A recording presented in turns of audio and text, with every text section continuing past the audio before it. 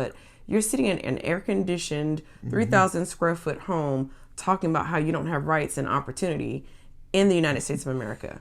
And I don't understand where you're coming from.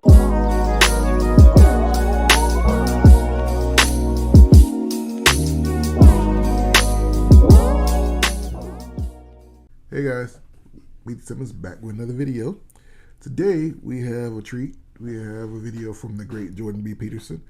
Love his work.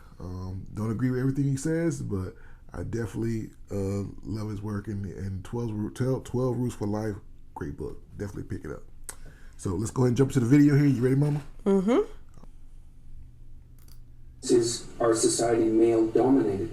The fact that the vast majority of wealth is owned by men, the vast majority of capital is owned by men. Women do more unpaid labour. A very tiny proportion of men, and a huge proportion of people who are seriously disaffected are men. Most people in prison are men. Most people who are on the street are men. Most victims of violent crime are men. Most people who commit suicide are men. Most people who die in wars are men. People who do worse in school are men. It's like, where's the dominance here precisely?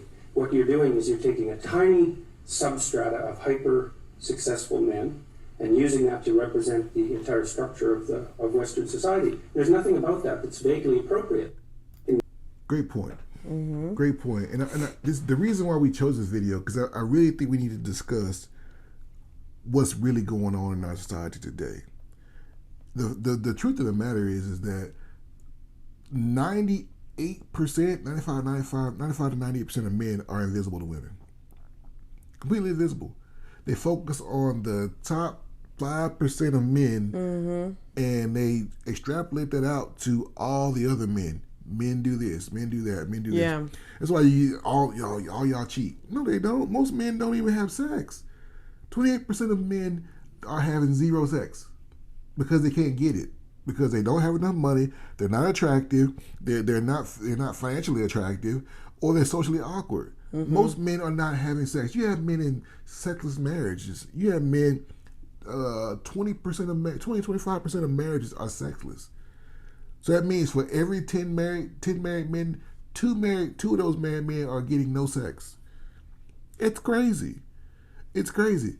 But what I've noticed for me is, and maybe you can attest to this as a woman, just as talking to couples, people don't realize how hard the world is for men. Yeah. And even to say that, somebody just went, they don't understand how hard it is. What do you think about this video here? And this very, very, very pale feminist woman right here in this video. I think what I was thinking was, it's always funny to me how the feminists will go through these little diatribes and try to prove their point. But most of them are married or they have sons. Mm-hmm. And I always think about, they get so caught up in their agenda that they forget about, and they're blind to the men that they love. They're blind to their fathers. They're blind to their husbands. They're blind to their sons. And when I think about being married to a man and having two sons, my thought process always is about protecting and preserving you guys, because I love y'all so much and I respect y'all so much. So yeah, he's absolutely right. Who makes up the majority of our prisons? Men do. Who works the hazardous jobs where they're dying? Yep. I haven't seen any woman climbing on a bridge trying to make sure that the scaffolding is right. These men are dying and giving their lives. I remember being in the military. And yes, women have hazardous jobs. I'm not saying that we don't, but the majority of the guys on infantry and all these jobs, 98%. Men. 98% of military deaths. So I don't understand the feminist agenda when you get so kind of locked in, almost like a bulldog on a dog on a bone. Oh, like I'm gonna prove my point. But a lot of them again are married or they have male sons, or I just don't understand that ideology and that thought process. How you get so caught up in your emotional diatribe of proving your point that you miss protecting our men. I guess it just bothers me. What kills me, and I say this all the time, it's so funny to me because feminism can only exist in the first world country. Because all those other countries, they need their men. They know they need their men. You sit talking to a phone that a man created, sitting in a building that a man built, sitting in a chair that a man more than likely put together, and you sit, and men are trash and they don't do this and they don't do that, but you are literally sitting in the lap of comfort and luxury of what a man created. You sit up and you have the nerve to disrespect the very men that are making their work, so you can get up and go to the toilet in the middle of the night and flush it. You don't think that there's a man that gets up and works hard every day to make sure you can flush their toilet. Women play their part, and we respect them, and thank y'all for having these kids and loving us and nurturing us and all those things. Nobody's taking anything away from women. They want to take everything from men, though. Yeah. They want to take everything from men. Like, it doesn't diminish me as a woman to be able to enjoy the things that y'all make. I'm actually very grateful for it.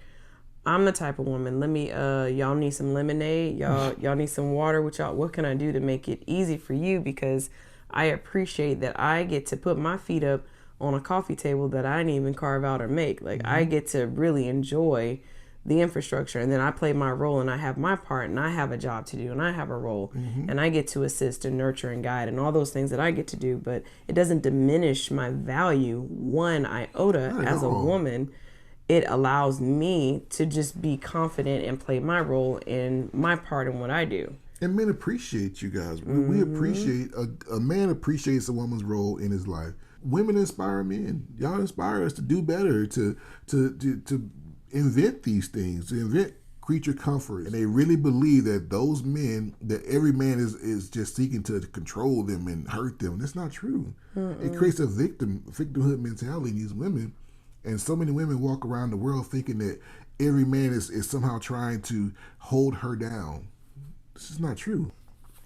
What would you say to a young lady, because we have these talks with our daughter, what would you say to a young lady who is kind of getting caught up in this feminist rhetoric? If you really are concerned about the welfare of women, there are women that are truly being oppressed in third world countries. Why don't you become an activist and go help them?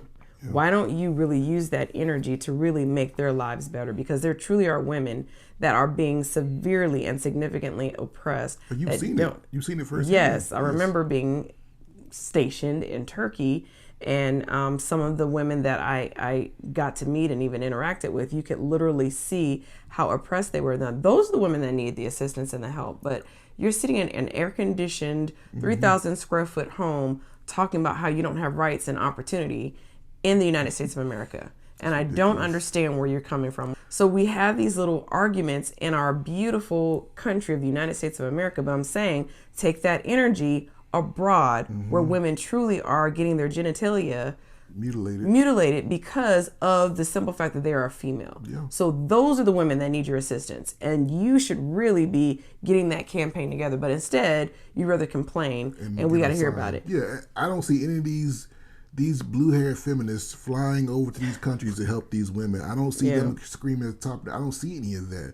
I see them right here complaining about living in a first world country, and then you go home to your husband and children, or you go home to your cats and to all the freedom and liberties that you do have. There's nothing in this world that you can't do. There's no one is holding you back. We can vote. You have laws to protect you. You can gain employment. You can own your own business. You can go to school.